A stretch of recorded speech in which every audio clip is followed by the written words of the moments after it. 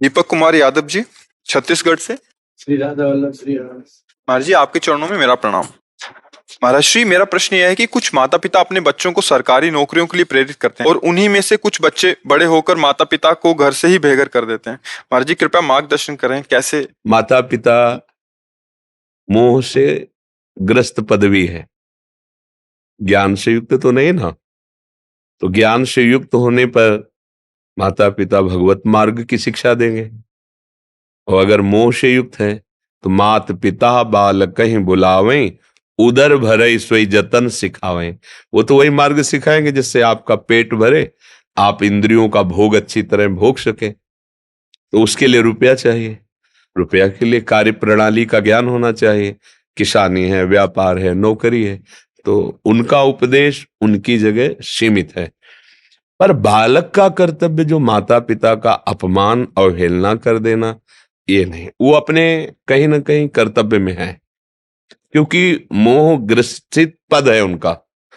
वो यही देखेंगे आपका शरीर स्वस्थ हो, आपके पास पैसा हो, आप अच्छी भोग सामग्रियों के भोक्ता बने, तो वो समझते हैं कि हमारा बेटा सुखी रहेगा, क्योंकि सुख का परिचय केवल वो इतना ही जानते हैं। इसके आगे कोई सुख है उनको ज्ञान नहीं है। तो ज्ञान ना होने के कारण वो अपनी पदवी जो उनको प्राप्त है, माता पिता का कार्य है बालक का पोषण करना, सदगुरु का कार्य है उसे अज्ञान से निवृत्त करके परम पद में स्थित करना। इसलिए माता पिता के प्यार में और सदगुरु के प्यार में विरोधाभास दिखाई देगा। जब सदगुरु का प्यार प्रारंभ होगा तो सबसे पहले कनेक्शन काटा जाएगा। जननी जनक बंधु सुत दारा, तन धन धाम श्रद्ध परिवारा, सबकी ममता ताग बटोरी, मम पद मन बांध बर डोरी। वो अपने आप को एकदम केवल भगवान का भरोसा, भगवान के आश्रित, फिर नौकरी करो, फिर व्यापार करो, और माता पिता को साक्षात भगवान का मंदिर मानकर कि इनके हृदय में भगवान है, उनकी वैसी सेवा करो। ये सदगुरु की आज्ञा होगी। अब माता पिता ने मोहजनित आज्ञा करी और उसने मोहजनित आज्ञा का पोषण किया, अब उसका मोह लग गया दूसरी जगह, ब्याह हुआ, पत्नी हुई, कहती ये तुम्हारे माता पिता हमारी जो सोसाइटी है उसके विरुद्ध नजर आते हैं, हमारे फ्रेंड क्या कहेंगे, कैसे हैं। एक पिता अपने बेटे के यहाँ गया, गांव की बात कह रहे हैं, उसका बेटा थाईलैंड में तो कहाँ था, फिर वो दिल्ली में, वो अपना राजसी ठाट बाट ऐसे। तो जब वो गया तो उनके मित्र लोग बैठे थे, तो पिता, अब गांव का आदमी तो ऐसे मार्किन लगाए, कुर्ता पहने, तो अब वो ना उठा ना प्रणाम किया। तो अब वो तो पिता है, उनका बेटा कैसे हो। तो उनके साथियों ने पूछा कौन है, बोले एक नौकर है हमारे यहाँ सामने ही। तो उनका अच्छा ठीक है, वापस लौट आया। वो न कभी दोबारा पूछने गए, न गांव गए उनके पास। क्या उनको सोसाइटी क्या कहेगी, ऐसे बाप का बेटा है, एक मार्किन पहने, एक कुर्ता पे। ये है मोह की शिक्षा, ये मोह की शिक्षा का फल उनको मिला है।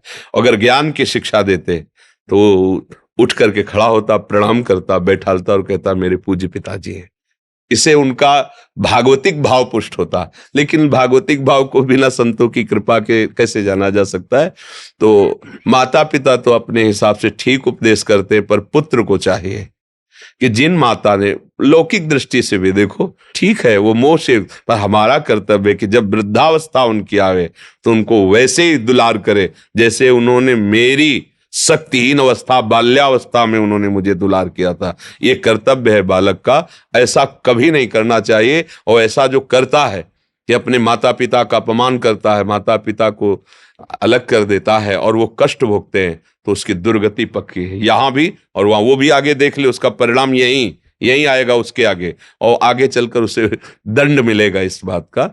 इसलिए आपको चाहिए कि आप अपने कर्तव्य का पालन करें, माता पिता में भगवत बुद्धि करके उनकी आज्ञा से, उनकी सेवा के लिए, चाहे वो गृह कार्य, किसानी हो, व्यापार हो, नौकरी हो, कुछ भी हो, खूब धन कमाओ धर्म से, और परिवार की सेवा माता पिता के भगवत भाव से, और नाम जप करो, कल्याण हो जाएगा।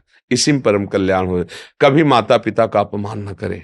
ये जो आज की धूर्तता पढ़ाई से बढ़ रही ना, पढ़ लिख कर अपने को बहुत बुद्धिमान समझ रहे और वयोवृद्ध माता पिता को मूर्ख समझ रहे, उनकी अवहेलना करते हैं, ये बहुत निंदनीय कार्य है। नहीं, हृदय बिछा देना चाहिए।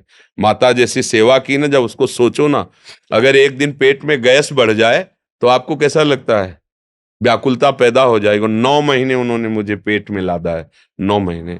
इसके बाद पैदा होकर के उन्होंने अपने रक्त को दूध बनाकर मुझे पिलाया, पोषा, इतना बड़ा किया।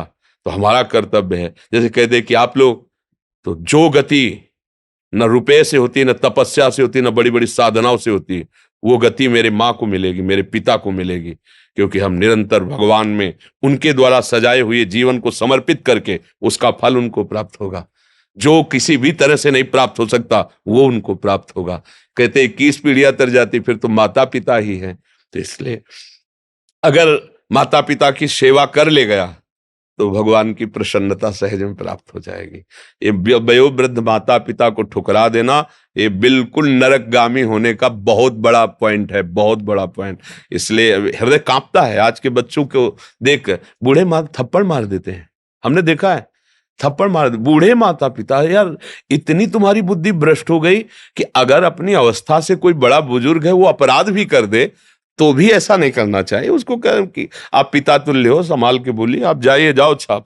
वयोवृद्ध, देखो हमने सभ्यता देखी है, जैसे बस में चढ़े और 2-4 ऐसे जो सात्विक वृत्ति वाले हैं बैठे हैं उसमें, और कोई वयोवृद्ध आया तो खड़े हो जाते हैं, बाबूजी आप बैठ जाइए, कोई परिचय नहीं, पर आप वृद्ध हैं, इतनी देर कैसे खड़े रहेंगे, आप बैठ जाइए, हम तो जवान, हम तो घंटों खड़े, कोई माई बहन है, आप बैठ जाइए। ये सब एक मनुष्य की सभ्यता है।